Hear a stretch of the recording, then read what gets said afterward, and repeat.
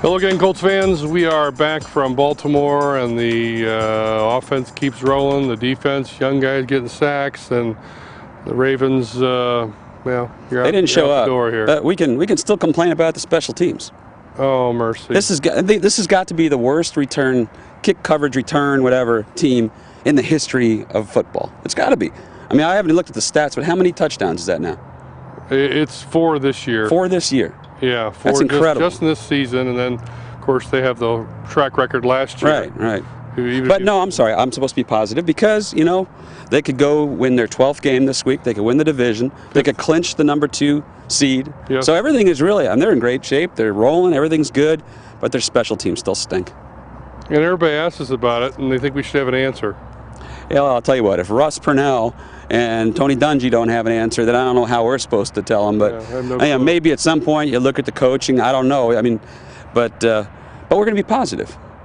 Who brought up the special teams? You did. Oh, I'm sorry. I was just talking about how they just, crushed the Ravens, and then you just went right there. Okay. You know what? That Ravens, that was not a surprise to me at all, because I really felt like that the last Monday night was their Super Bowl. There's dissension. They're hurt. Their quarterback is terrible. Billick's in trouble. I kind of had a feeling, and I think the Colts had a feeling, if they got an early lead, that team was going to roll over. Yep. And I never would have thought that a team with Ray Lewis would roll over like that. Rolling, you said. That's the operative word. The offense certainly is rolling. I'm going to Oakland, and I know the Raiders have been in every game except for last week in the fourth quarter, as Lane Kiffin says. But the way the offense is playing, I just don't see how they don't get it done. Well, I mean, the Raiders are a little bit better than their record would indicate. I mean, I know the old Parcells thing is your record is what it is what it's your record. What is that quote from Bill Parcells? Your record. You are, or you. Yeah, you are what your record says you are. You are what your record says you are. Right, but they have been in every game. Of course, they lost that one game to the Broncos on the that last timeout before the field goal attempt. So they're a better team than they were last year, and they're certainly better coached than they were before. But even the Colts being limited by injuries on both sides of the ball, they're such a better team. Yeah. I see no way that they walk out of there and aren't wearing those AFC South divisional hats. What was that other comment that Parcells has in that commercial? This conversation's going nowhere. That would seem appropriate for this. A lighthearted moment in the locker room, confronting Josh Thomas with the reality that he will be the elder statesman among the D-line starters. Robert Mathis, Ryan Brock, we don't expect to play. That's right. Freeney's gone, and Josh Thomas of all people. Well, I'll tell you, this team, that's what's so amazing. I think this, of all the AFC South division wins, I think this is the most impressive, because they've done it. They've been hurt all year, from Freeney to Rob Morris. You've had a lot of guys nicked up. To still be in this position to win 12 or 13 games and get the number 2 seed and a bye, it really is remarkable. And I think of all the AFC Souths of the division wins, this would be the most, the most satisfying. It's that time again, Bob, where we get our pointers out.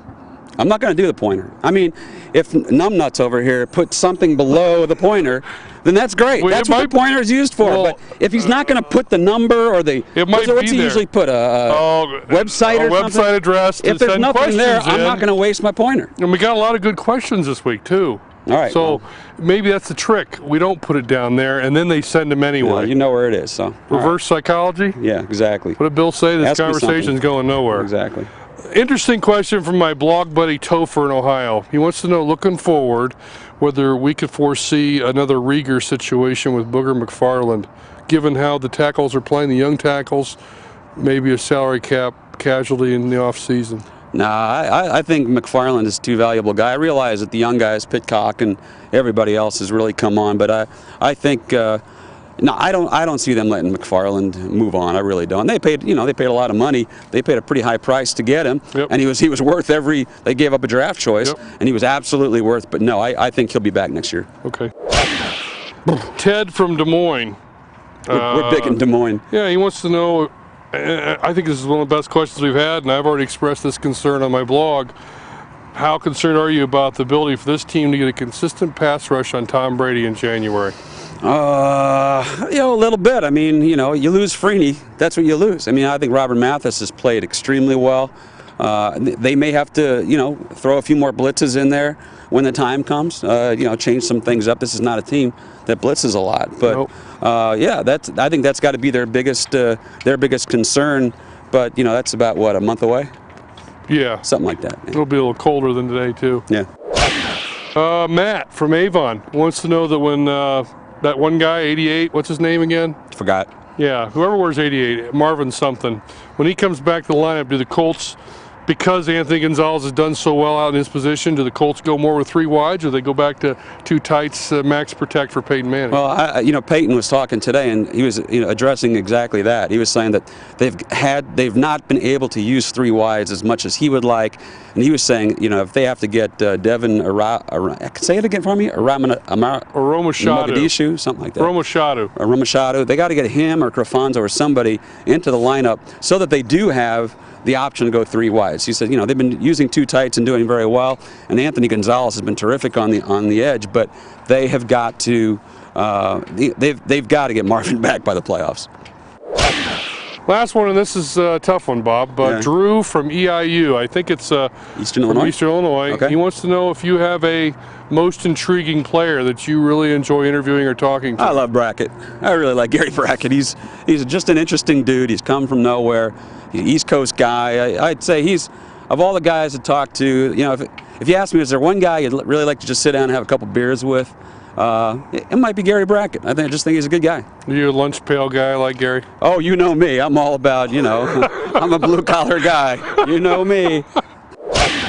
Time now, Bob, for your final thought. My final thought today is that you need to start dressing more weather appropriately. We're going to Oakland. Well, we need to take up, a collection of some sort and buy you some winter clothes. Do you not have a coat? What the hell is wrong with you? You're wearing a Hawaiian shirt. It's 29 degrees out here. It's a dry 29, but it's still 29. I'm just in my Oakland mode. I'm looking forward to Northern California. It's going to be cold there too. Plus, you never send the memo on the dress code. Well, you never do. I have to go. Look at this outfit I have to go today. today to take promotional photos for the new WFNI 3 to 6. Bob Kravitz plug. and Eddie White Shameless plug. coming to your car in let's see, about a month. We're going to try real hard to catch you later.